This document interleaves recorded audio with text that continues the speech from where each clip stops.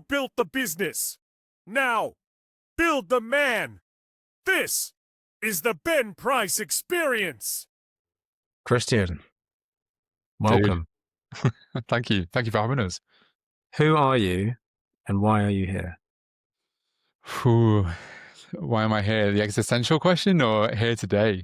Well, So, I usually go with however you want to answer it, but I like the yeah, existential. So, yeah, nice. So, my name is Christian. I'm 42 years old. I am a psychotherapist and coach based up in Manchester, and I've been working with men quite extensively over the past 5 years. So, a lot of my work as a therapist focuses on issues around trauma, addiction, sex, and sexuality. And more recently, in the last 3 years, a lot of stuff around purpose and meaning and identity. Who are we? What's important to us? And yeah, where are we trying to get to? hmm. And what in all the work that you do with men, what would you say are like maybe the top three things that we struggle with but don't know we struggle with? Or maybe we do know and we don't want to talk about it. Hmm. I think a lot of the work that I do and a lot of the work that I see is around identity and purpose. So most commonly, I work with guys somewhere between the age of 30 and 50, at that kind of midway point in life, obviously around the age of 40, who are most commonly struggling with issues around work, work-life balance, relationship issues, negative coping mechanisms, whether that's some kind of addiction or maladaptive behavior, or kind of like midlife crisis, thinking, who am I? What am I doing? And aging parents is another big issue, or children leaving the nest, and actually, Why are those things issues? Aging parents and because all of those things that I've just mentioned are all happening at once. And it's right. really at that kind of midlife point. So all of a sudden, you've kind of had this idea of who you are, what you should do, go to university, get a job, get married, have kids, settle down, then have career progression, then get a bigger house, bigger car. Then your kids are going to school. Are you paying for them to go private? Then you've got your parents that are aging. Are there health concerns that are coming in? Then you're really reaching that kind of age of 40 to 50. And are you starting to have your own health concerns? Are you starting to realize, actually, I'm not very happy with where I am? I'm really stressed. I'm really stretched financially. My relationship is on the brink because I've not been putting time and effort into it because I've just been focused on work. And I feel dissatisfied. And I've not really realized it because I've been looking after everybody else and not thinking about myself. Yeah, interesting. I've never thought about it like this. Like it Yeah, all comes at the same time, and it generally does, doesn't it? yeah, 100%. And so, if a man is listening to this, I mean, he's already going to be perhaps seeking some answers to these questions. Where does he start? In my experience, men usually wait until crisis point. Suicide is the biggest killer of men under 50 here in the UK, at least, beyond any other health conditions. So I think there's a real reluctance for men to actually ask for help and to seek help or to feel that that is available to them. Again, the models of masculinity, the pressures of what it means to be a man, to be a husband, to be a father, to be a provider. Where do we get to be vulnerable or to show weakness or uncertainty or to not have the answers? There's so much pressure on us to know what we're doing, to be able to perform, provide, and to constantly be the backstop in which our families push against, to be that rock. So in my experience, men are reluctant to ask for help.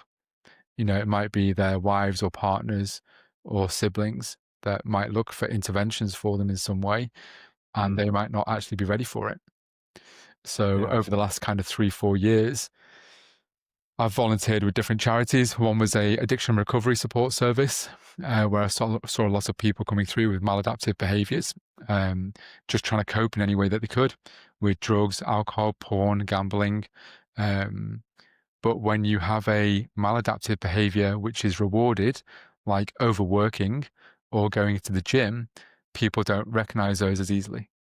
And what can happen is people are using work or exercise to cope with the sheer volume of stress that they are under, not recognizing that they're still compartmentalizing, suppressing, depressing, or not looking at what the issues are. And they're using something like work, which has a very visible reward, or exercise, where they're getting the body that they want or achieving sporting accomplishments, and not recognizing that they're absolutely on the brink of burnout. So when you're asking what will guys do or what can they do, it's starting to look for something which is giving them some form of mental outlet. Is it a coach? Is it a mentor? Is it a therapist? Is it someone they can talk to with safety? Mm. And I'm imagining that people who are listening to this will have, like I said, recognized that. So where would they start? Like, it's interesting what you say as well, because I run a camp, which and you run something similar. And I don't know if you get this, but I get loads of women saying, my husband needs to come or my son needs to come. Yep. I'm like, that's great. And they need to want to come. Yeah. Because it's like, you want to sort of sell them a ticket, right? But then you also want to, it doesn't work like that. They've got to want to be there for it to work and have a powerful experience. Yeah. I remember there was this one guy when I used to volunteer for this men's mental health charity called Mental. They run free weekly peer-to-peer support groups for men. And I hosted men's circles for about 3 years with them.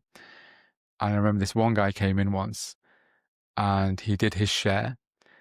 And he said, I've known about you guys for 3 years. And I've been coming and sitting in the car park for the past 2 years, but not coming in. And it's taken me 2 years to step in the front door. So I think that really speaks to the process that we go through as men of understanding intellectually what things might be available to us, but actually giving ourselves the permission to do it. I think there's so much fear and uncertainty or apprehension about asking for help, about how we're going to be perceived or judged or vilified for not knowing what the answer is or not being able to do it by ourselves.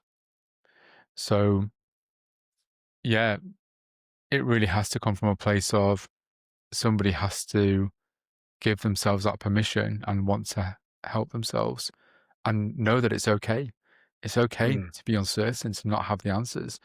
I've had my own journey with mental health and not known who I am, what I should do, what my purpose is, what I should do in relation to my relationships or work or money.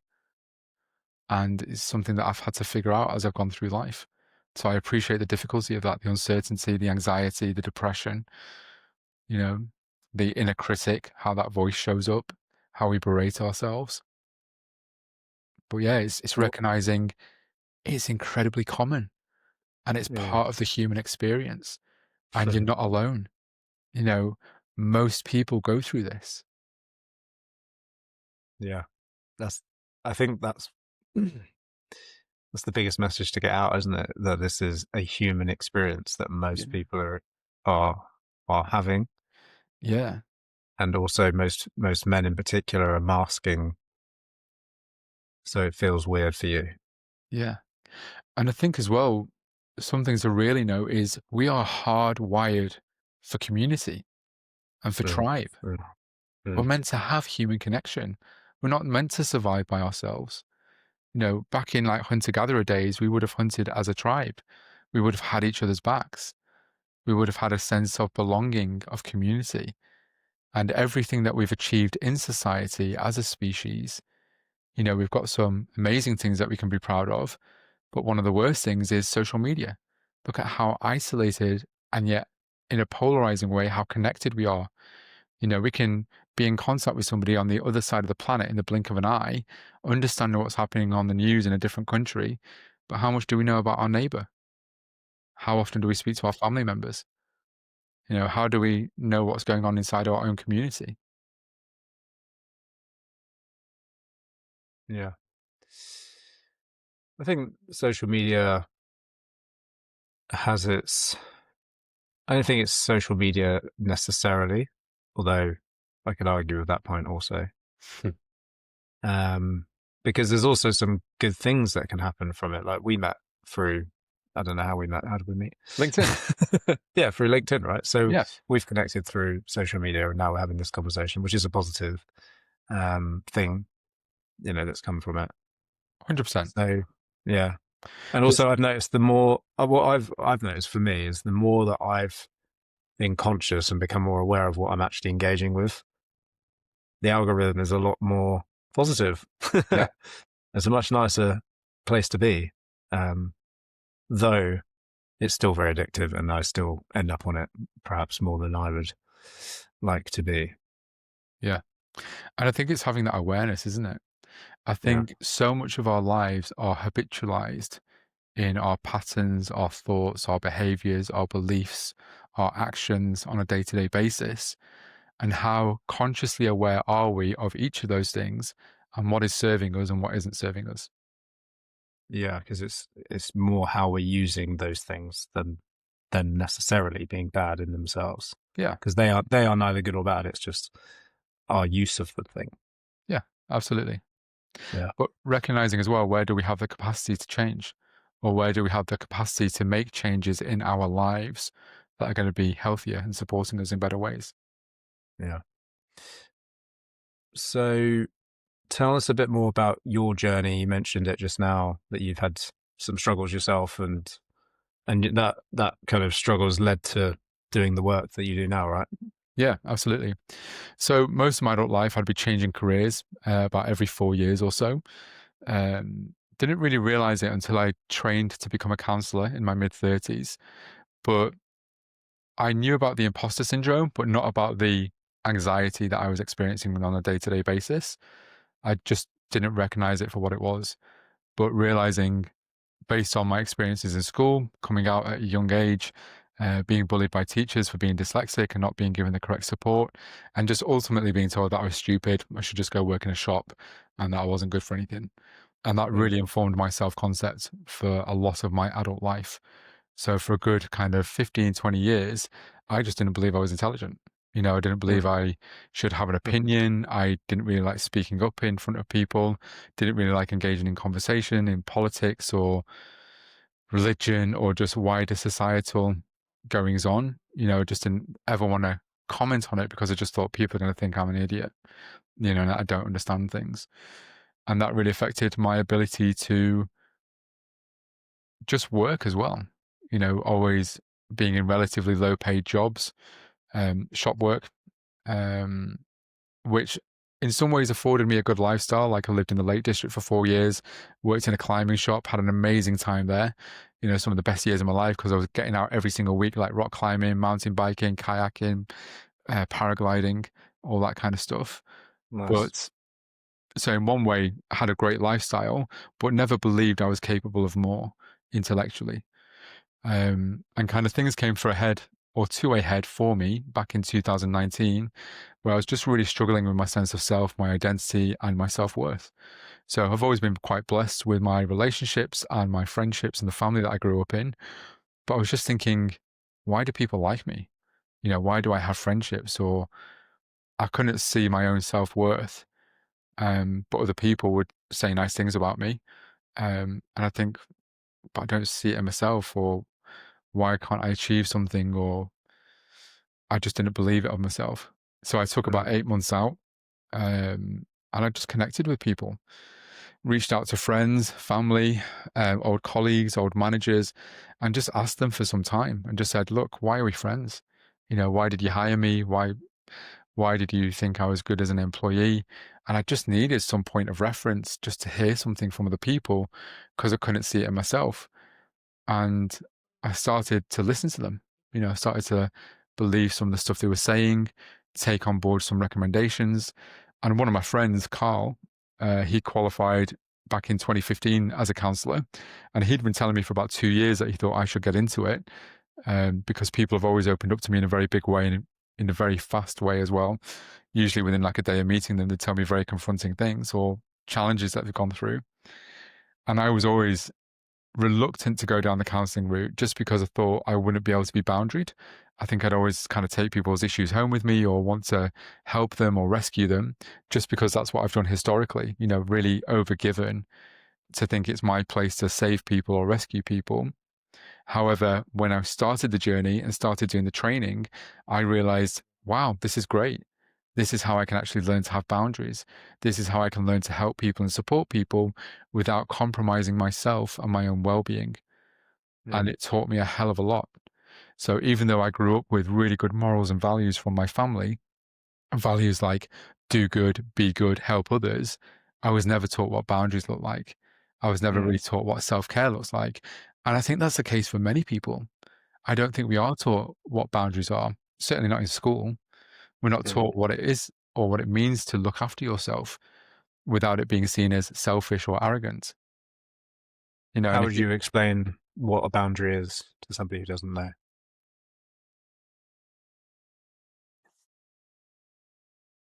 where do you end and where does somebody else begin? Are we responsible for other people or are we ultimately responsible for ourselves? You know, if we think of the analogy of being on a plane and we get shown the in-flight instructions of what happens in a crash or in an emergency, you've got the little flight manual that says, put on your mask before you put on a children's mask.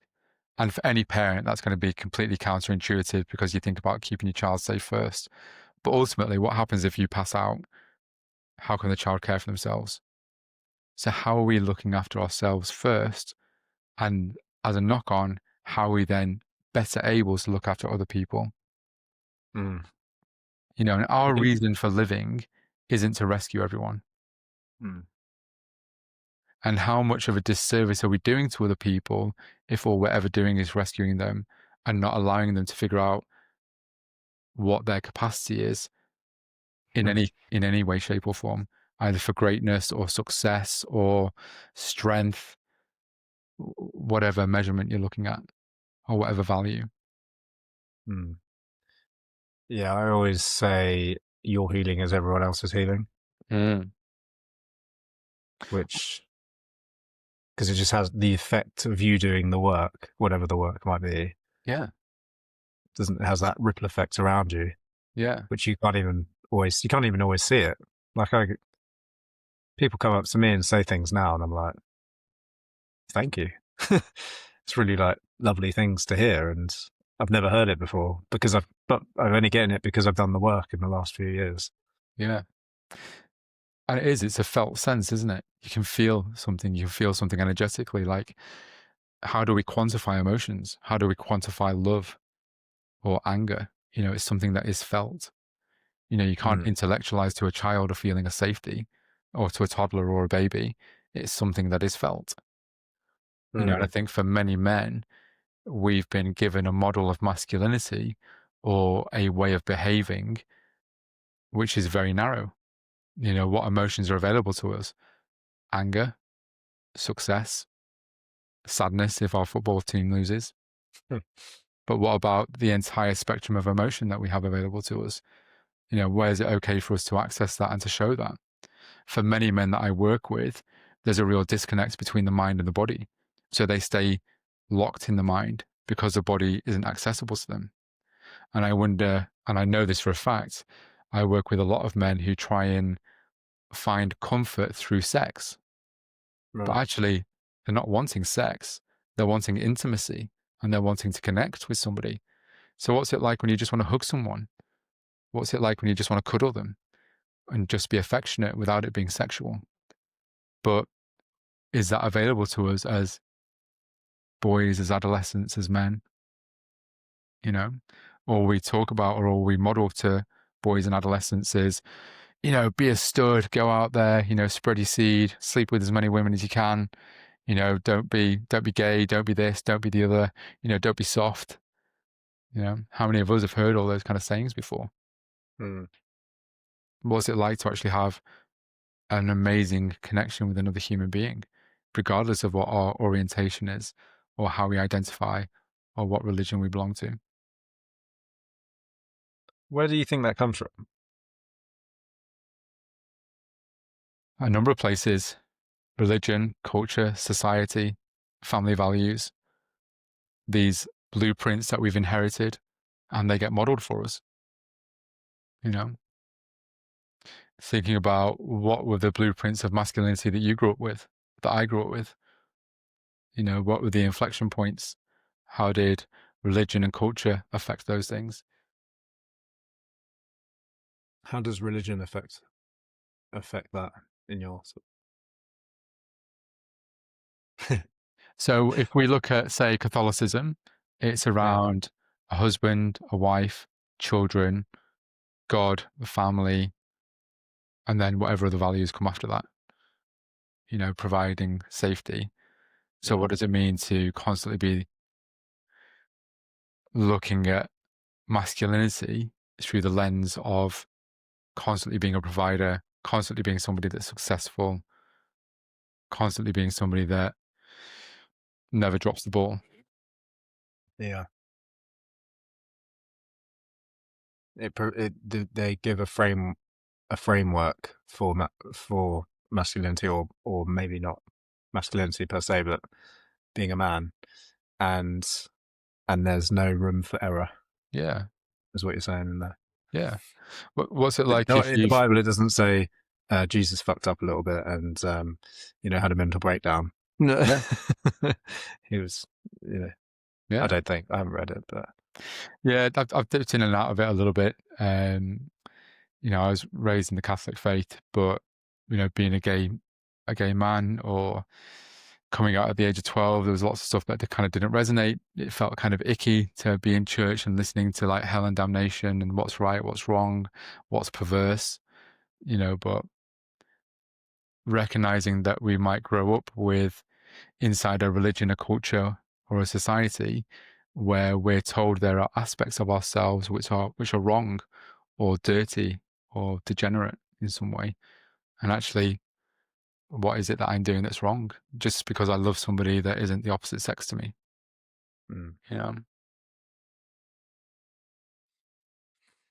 Earlier on, you said a lot of men are in their head and not in their bodies. How do you help them get into their bodies? What does that mean? Yeah. So in my work as a counselor, or for any counselor, there's lots of boundaries in place. So there's not usually a lot of self-disclosure that happens in counseling because it's meant to be all about the client. And there's a big debate within psychotherapy whether or not a counselor should do any self-disclosure or not.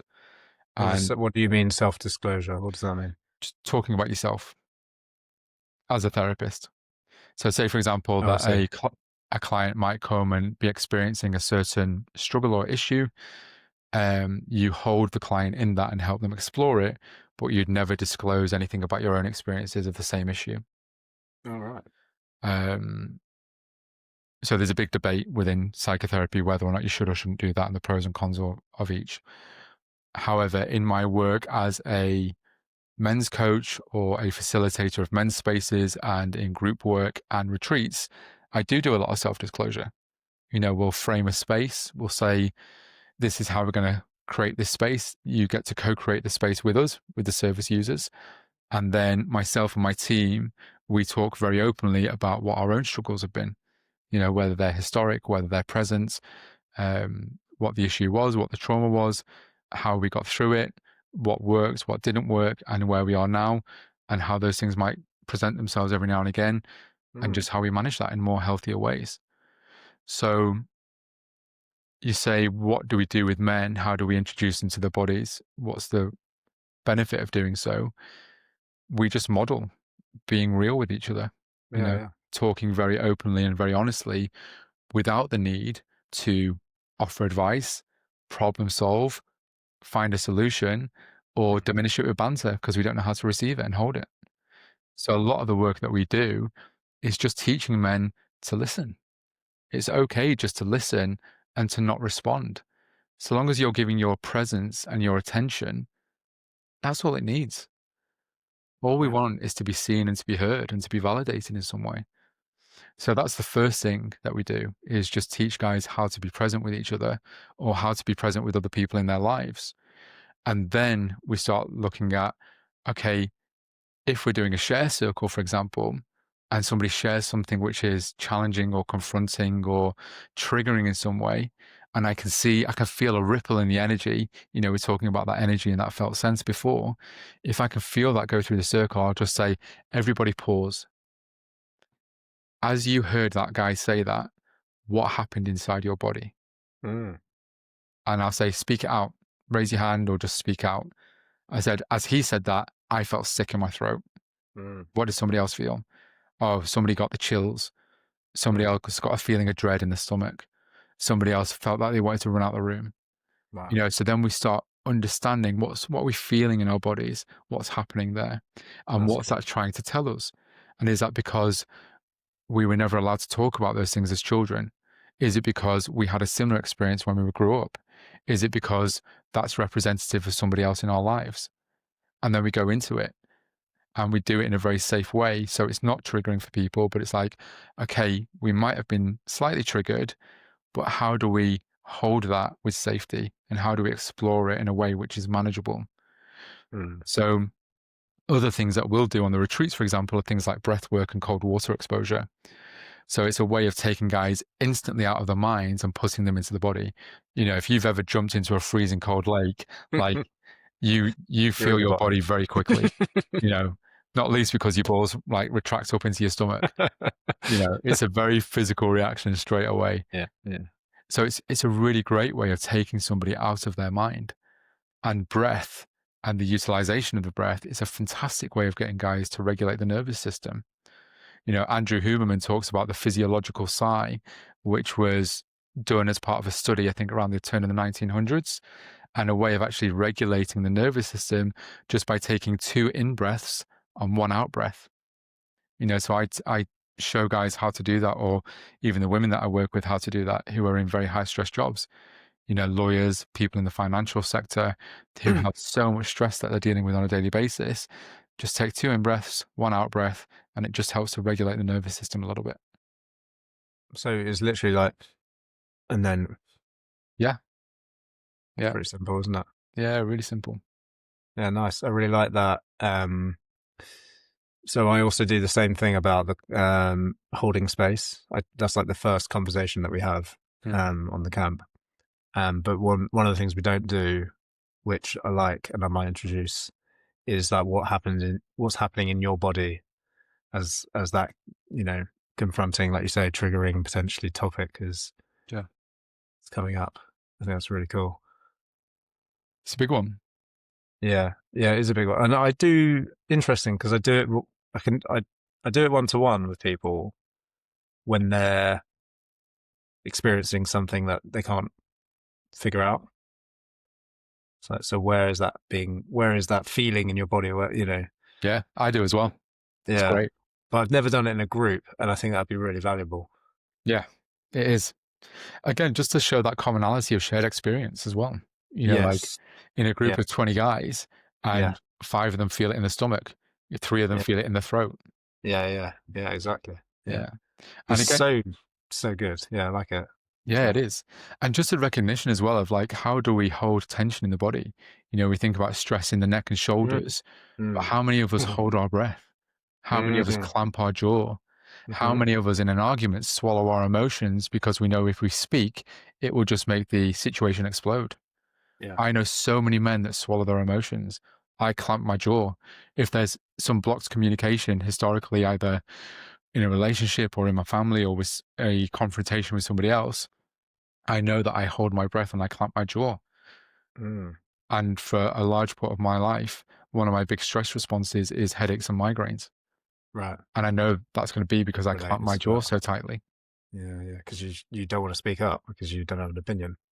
Yeah, historically it would have been that, Yeah. and other times when having an opinion has been dangerous. Yeah. Well, I think mine must be. I think I feel it in my stomach, and I tend to have like a sensitive stomach Mm. to certain foods and things. Yeah, But I'm gonna pay attention to that a bit more because I couldn't tell you for sure that's where it is. yeah, Um, yeah, but there was one of the guys who, again, so I'm talking about the camp a lot, but it's very related to this conversation. He literally arrived like that, and he's a lovely guy. And then by the end, he was like, I knew, I spotted it straight away, and I was like, those shoulders are going to come down by the end of the camp. And and then I spoke to him about a week later. He was like, "Oh man, my shoulders feel amazing." I was like, "Yeah, I clocked that. I didn't say anything at the time, but I was like, that's going to happen." And Yeah. that's where he's holding it. Yeah.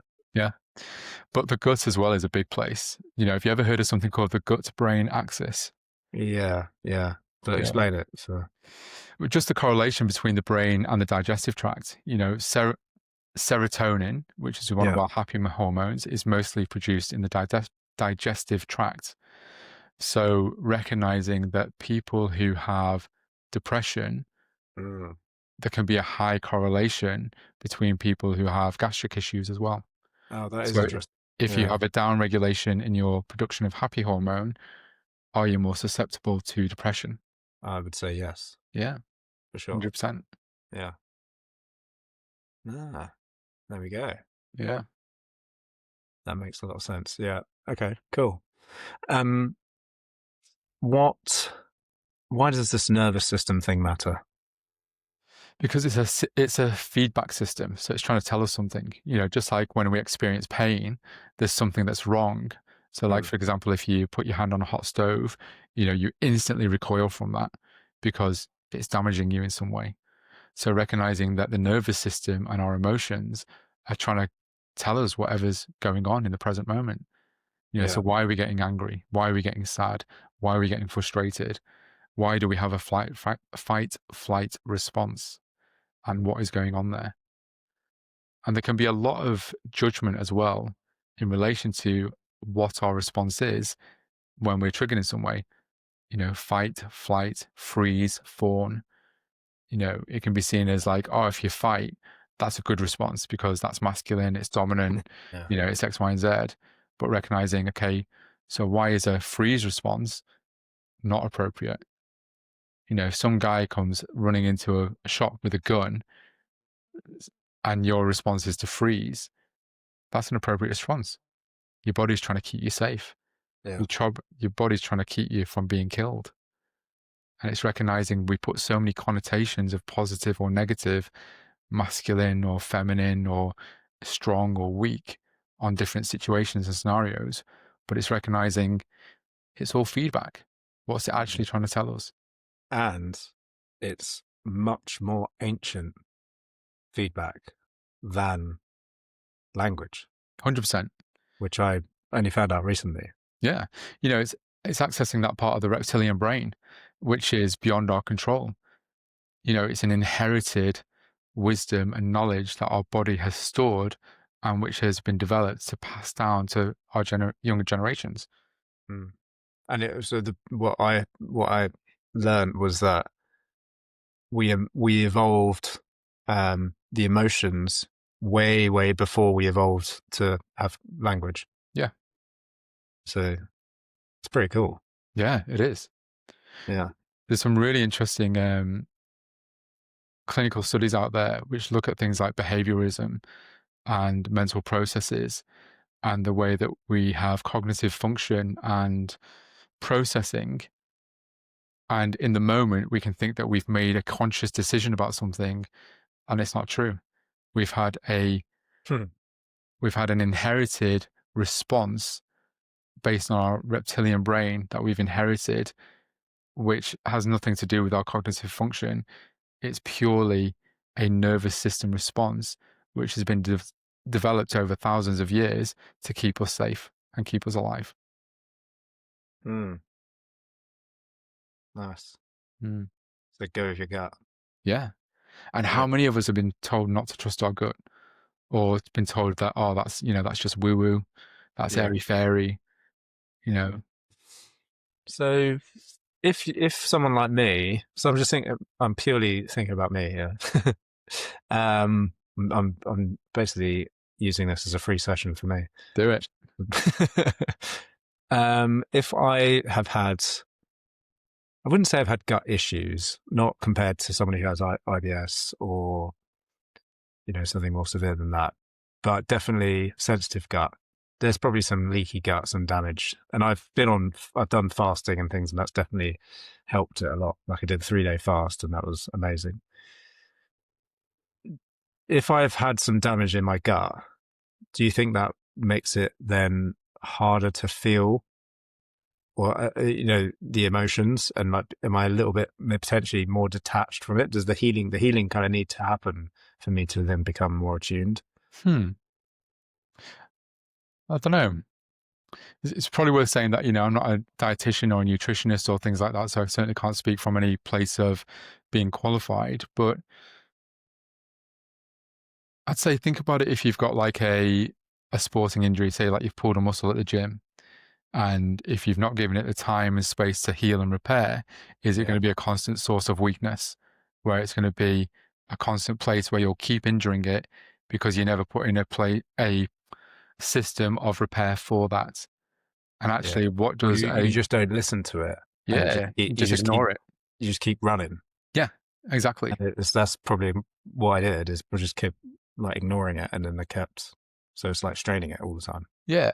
And how much of that is down to the food that you eat? How much of that is due to you not respecting your own boundaries, not respecting, okay, how is anger showing up for you? How Yeah. is happiness showing up? How are you communicating your needs? How are you being respected by the people that you love and care for? What are all these other factors which are internal? What's external? What's environmental? How are you communicating them? How are you acknowledging them? How are you honoring them in different ways? Yeah, absolutely. I mean, I don't know if you know this, but I owned a gym for 7 years and Yeah, I remember you saying. I did lots of transformations, health and fitness. And I think because I went so far down the nutrition hole and I popped out here at psychology, really, or not really just psychology, is it? It's like, it's more than that. But I actually think this is more important than nutrition, like way more, because I've seen people with really, really crap diets, and they're all right.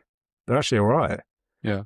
compared to somebody who's really trying with their food. And yeah, they have times where they're not as good, for sure. Maybe I'm not getting the full picture and blah blah blah. But actually, so one person I can think of, he used to smoke, drink, and he didn't have a particularly healthy lifestyle, but he was pretty chilled. He had a lot of mates, and he had a job which was quite social. He saw a lot of people. He was a part of the community.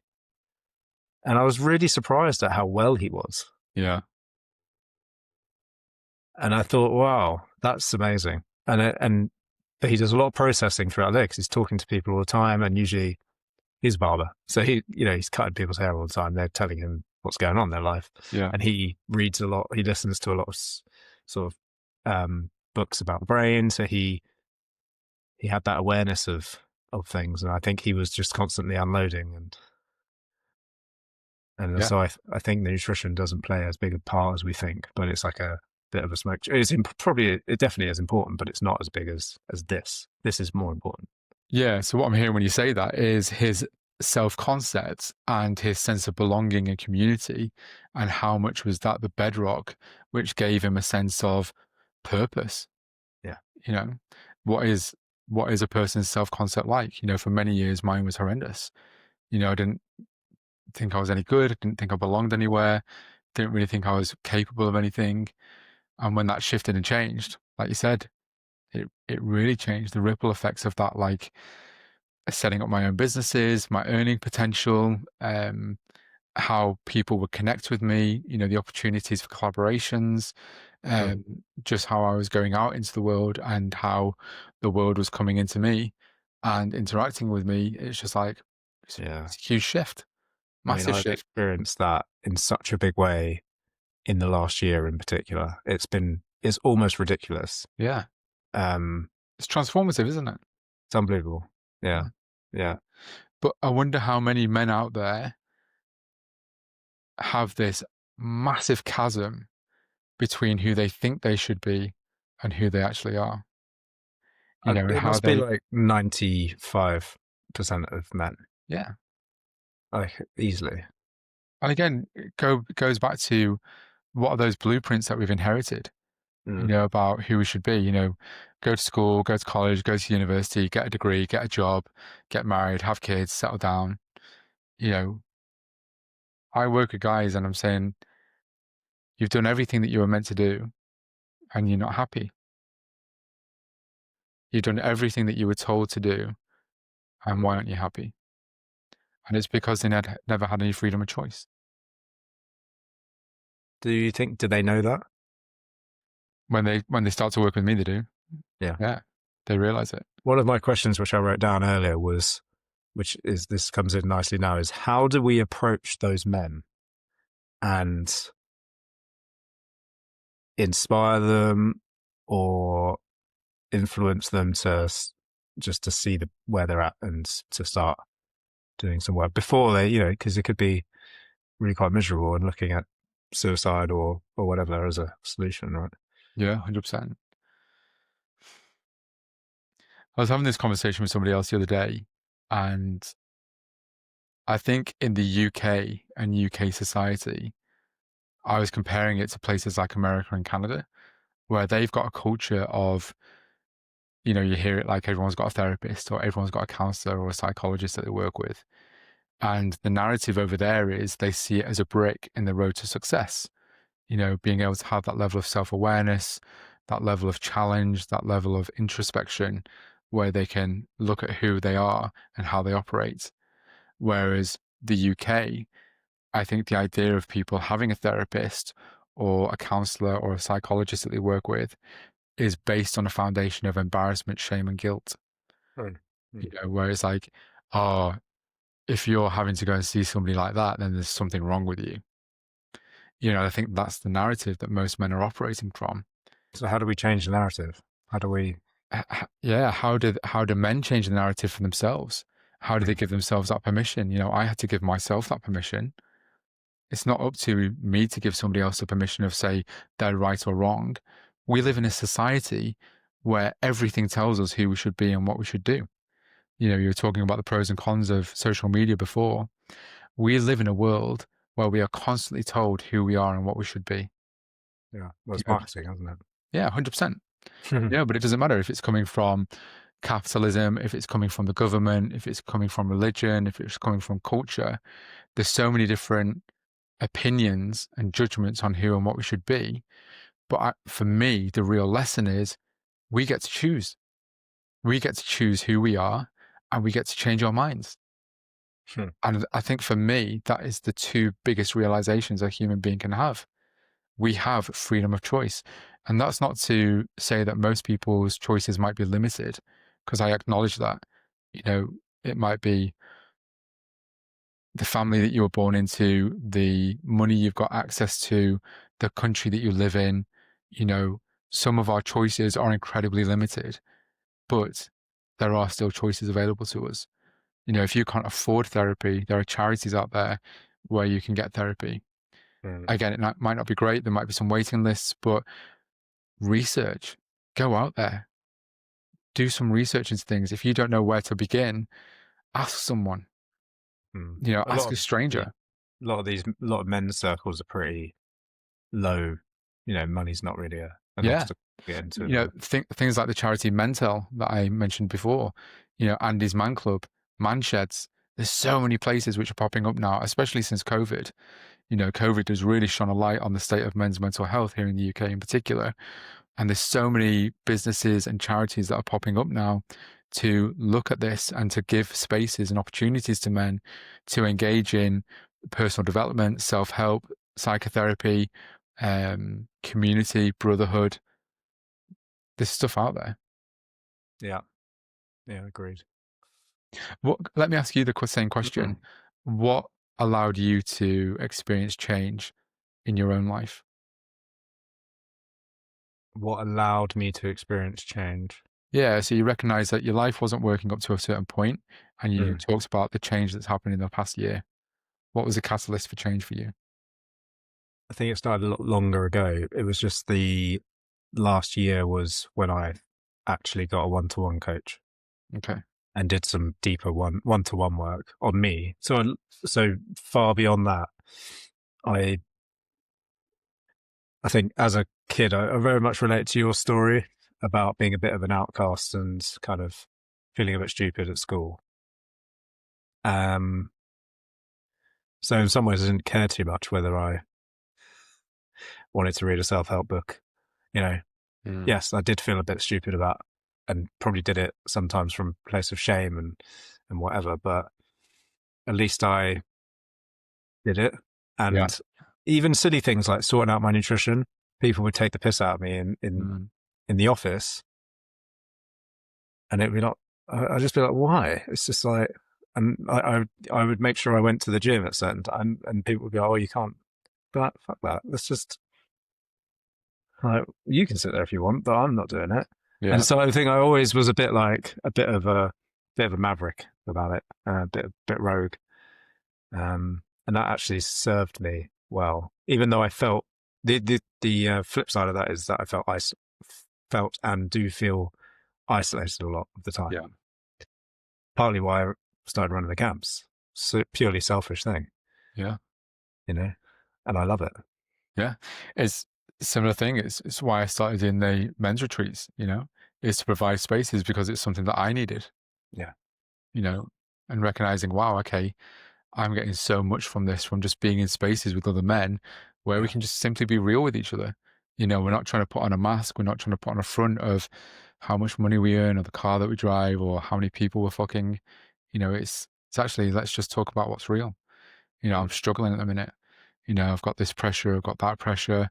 I don't know what to do. I'm just trying to figure stuff out. I've not got any answers. Yeah. And that is an example of your healing, my healing is everyone else's healing as well. Yeah. And awesome, man. Yeah. What are your ambitions? Whew. In the work that I do, it's just to let people know that they're okay. It's just to normalize the conversations around we all struggle. There's times in our lives when we're going to be challenged beyond anything we could have ever imagined. And we're not going to know what the hell to do. And we're meant to ask for help. And it's okay to ask for help. We're meant to be part of a community, part of a tribe. And we can figure it out. We need other people's shared experiences, shared stories of what's worked, what hasn't worked, and just to be able to experiment, figure it out as we go along. So my ambition is to really just change this perception around what does it mean to be human? What do we have available to us? Can we find better ways of living? What does a better way of living mean? What does it look like? What does it feel like? How do we want to be living day to day? How do we want to be in relationship with each other, either in friendship or with a romantic partner or with our children? How do we want to communicate? How do we want to articulate ourselves? What does a healthy life look like? What does a healthy mind look like? That's what I want to do. I want to challenge people to question what's working for them and what isn't, and what needs to change, and how can you implement that change? I think that with AI kind of here and coming, that's probably the only work that there will be left to do in maybe 10 years, 20 years time. I think that will be the only work required. Yeah. Wouldn't that be amazing? Yeah. Actual human connection. Yeah. Yeah. Because you won't need to do. There will be nothing to do. Yeah. It will be done. Imagine it. Imagine what it would like if we've got like more music, more artwork, more self-expression, more creativity, more human connection, more understanding. Yeah. Amazing. Yeah. Not so much segregation, austerity. More living in the woods. Yeah. Wouldn't that be amazing? I get to climb trees more. I'd love that. Exactly. Yeah. I've actually just finished reading the Celestine Prophecy. Oh, dude, yeah. Yeah. Is that the first time you've read it? It's the second time I've read it, actually. When was the first time? The first time would have been quite a while ago. I'd say good 7 years ago. Yeah. So, dude, I'm 42 now, and I first read that when I was about 18, 19. All right. Cool. Yeah. Nice. Yeah. I got introduced to it by a girl that I sold my surfboard to when I was living in Newquay. She just randomly, I sold her this surfboard, and I can't remember how much I was charging her for it, but she wanted to try and get a discount on it, and she gave me like a Mars bar and a copy of the Celestine Prophecy instead of the full price. And I was like, yeah, go on then. And I read this book, and yeah, Great deal. yeah, Great deal. for her. But Yeah. to be honest, it opened up my Well, mind the as well. knowledge So is valuable. indeed, indeed, it is. What did you think of it? I think it's ahead of its time. Like it's a bit of a rubbish story. As in, it's not written particularly well, but I think the message of what's there was a great reminder, and just to pay attention to what is going on around you and where do we get energy from, how do we control and manipulate subconsciously, and it actually has a prophecy.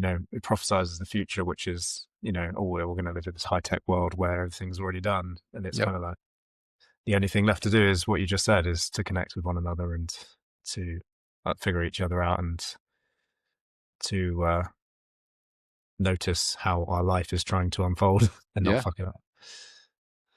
Yeah, it's a big one, isn't it? There's another really good book, which another friend of mine gave to me probably back in 2007, 2006, and that's called The Peaceful Warrior. Mm-hmm. You ever read that? Have you heard of it? Yeah. So it's basically, I think it's set in America. It's this university student who gets a job at like a gas station, and his manager ends up becoming a bit of a mentor just on life, and just saying, where is there intentionality in the way that we live? So if you're going to smoke, don't just smoke 40 cigarettes a day. If you're going to smoke a cigarette, actually smoke it, enjoy it. Like, what does it feel like? What does it taste like? What's the rush that it's giving you? If you're going to go out and drink alcohol, what does that feel like? If you're going to go out and have sex, what's the best sex that you can have? If you're going to go out and eat a good meal, like really taste the food, take your time with it. Where's the intentionality that we live with day to day?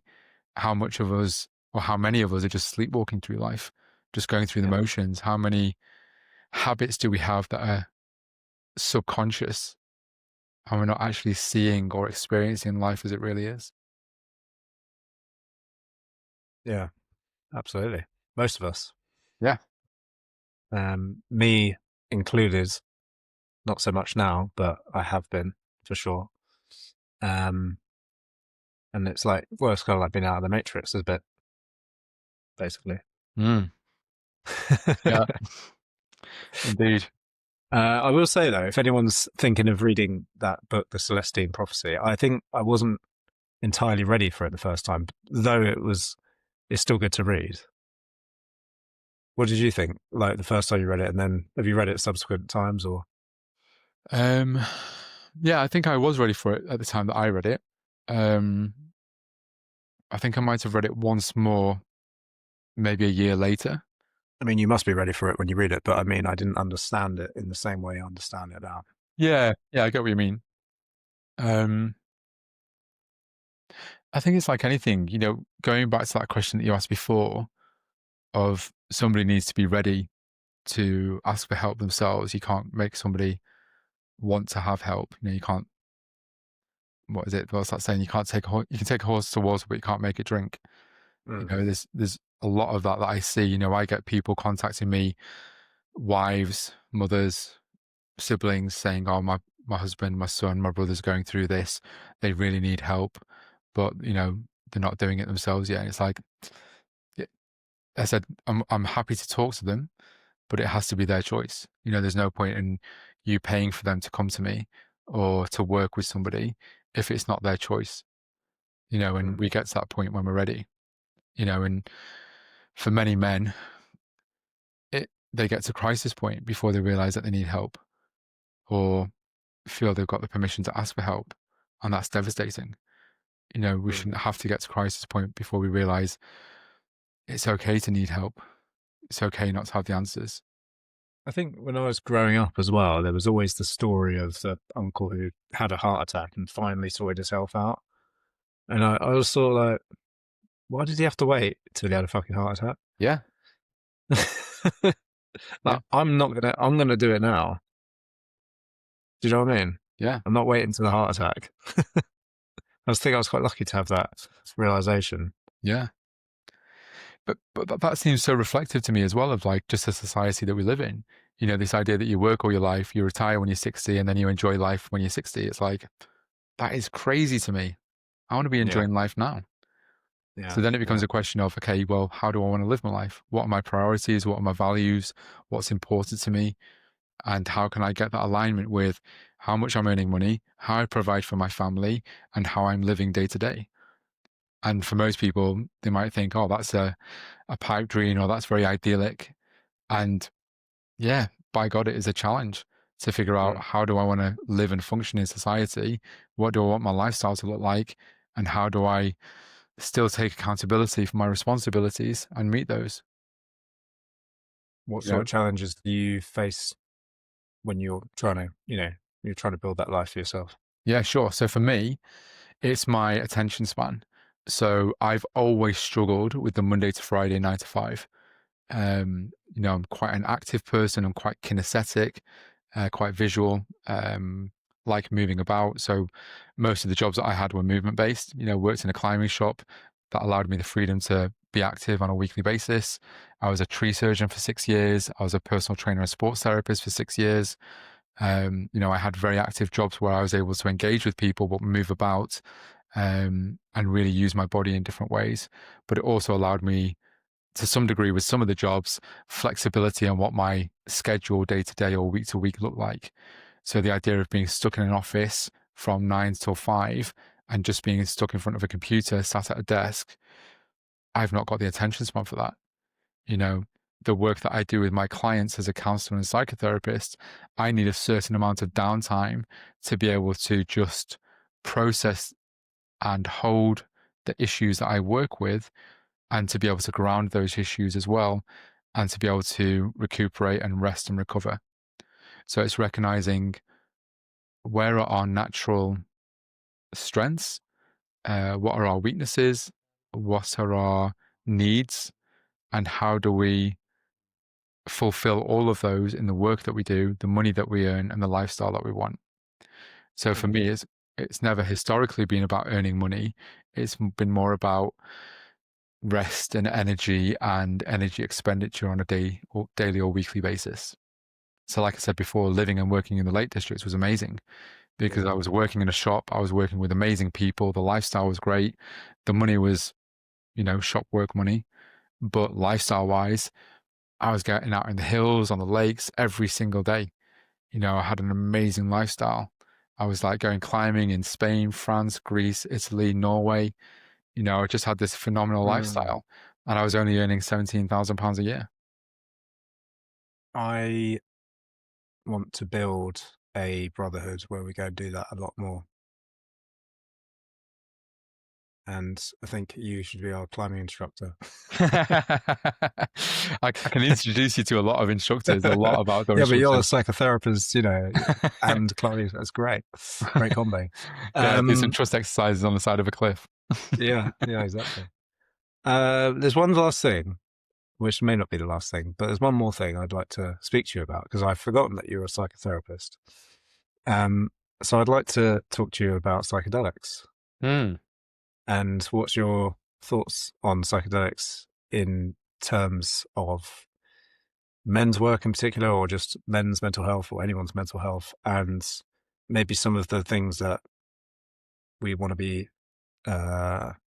alert to, who it's good for, who it's perhaps not so good for, and if it's good.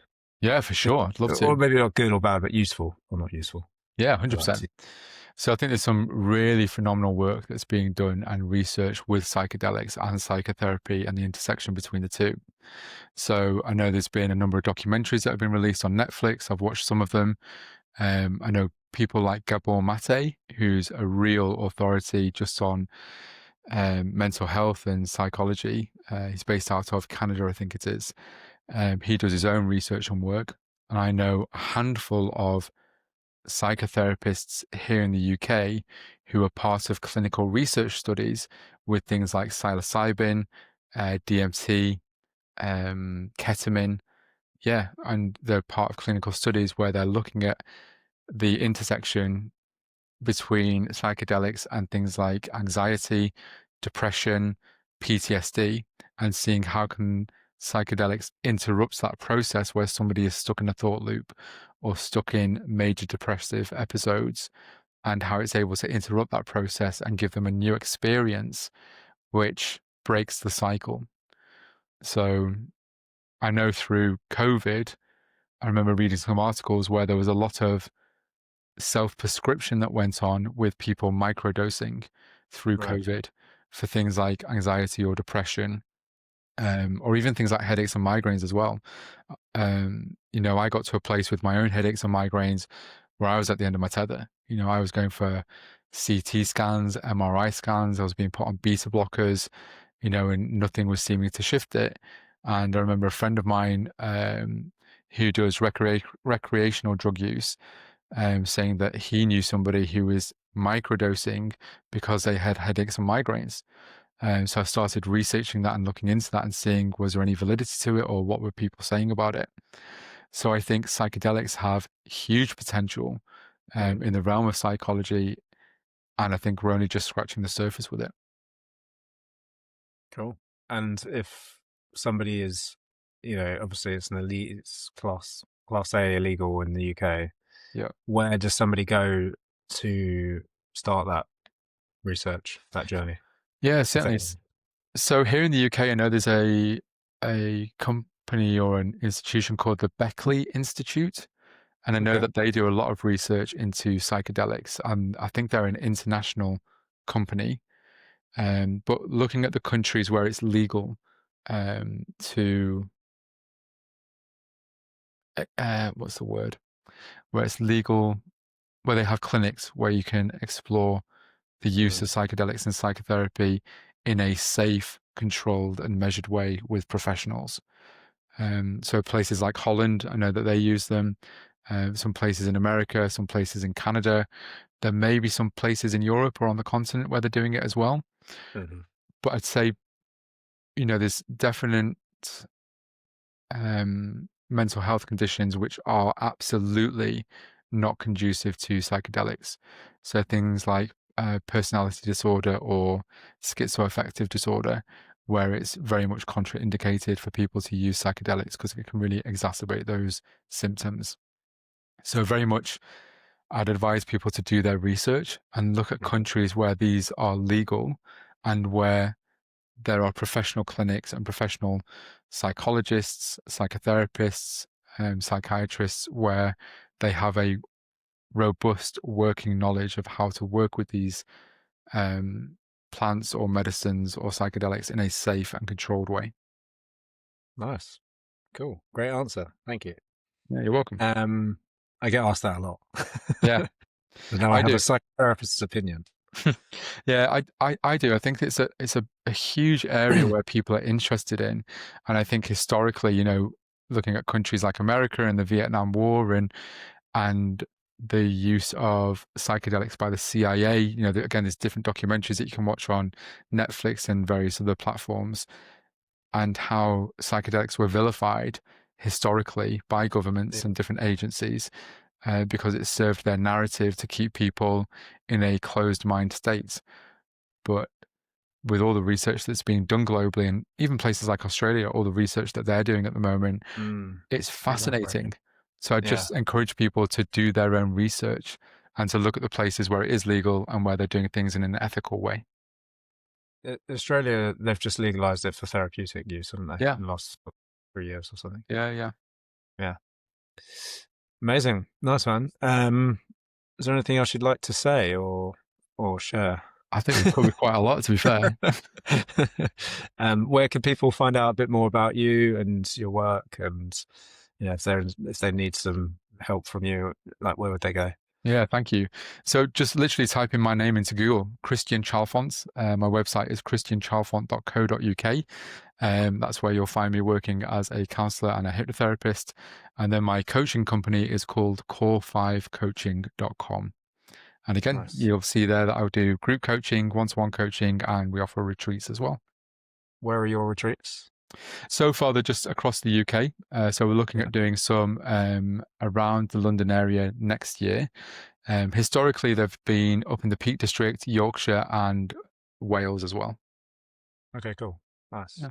We need to talk about collaborating Yes. maybe offline, but yeah. Yeah, I love that. Nice. Thank you so much for your time today. I really appreciate it, Ben. You're welcome. Thank you. Thank you. I'll see you soon. See you soon. You've been listening to the Ben Price Experience. These conversations are not just entertainment. They are also an invitation to confront the truth about what you are experiencing in life right this moment. An opportunity to upgrade your standards, to lead from a more powerful, grounded place. If some of these messages hit home, then maybe it is time to go deeper into who you are and who you are being. For men, I run a camp called the CEO Camp Out, or Campochi. You might have heard of me refer it to. You can find it at www.ceocampout.com. This is time off grid with other men who are refusing mediocrity.